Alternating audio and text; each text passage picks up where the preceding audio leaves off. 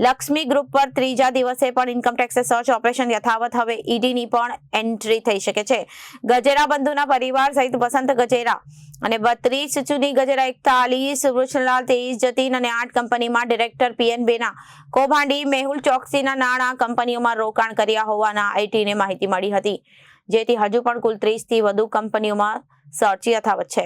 હવે ઈડીની પણ એન્ટ્રી થઈ શકે છે. ગજેરા બંધુના પરિવાર સહિત વસંત ગજેરા 32, ચુની ગજેરા અને 41, વૃષણલાલ 23, જતીન 8 કંપનીઓમાં ડિરેક્ટર PNBના કૌભાંડી મેહુલ ચોકસીના નાણાં ને કંપનીઓમાં રોકાણ કર્યા હોવાની આઈટીની માહિતી મળી હતી, જેથી હજુ પણ કુલ 30થી વધુ કંપનીઓમાં સર્ચ યથાવત. અને બ્રોકર અનિલ બગદાણા ને ત્યાં પણ ત્રીજા દિવસે સર્ચ. અનિલ બગદાણાએ લોચાવાળી જમીન પચાવી અને કૌભાંડ આચર્યા હોવાની આઈટીને માહિતી મળી હતી. રિયલ એસ્ટેટમાં મોટું કૌભાંડ આચરી રોકડથી વ્યવહાર કર્યો હોવાની આઈટીને માહિતી. તમામ રૂપિયા વસંત ગજેરાના ભત્રીજાને હોંગકોંગમાં મોકલ્યા હોવાની વાત અને રોકડ રકમ મળી હોવાની વાત પણ સૂત્રો દ્વારા સામે આવી. ગજેરાના તમામ દસ્તાવેજોની તપાસ ચાલુ છે. Bureau report, Janadesh news.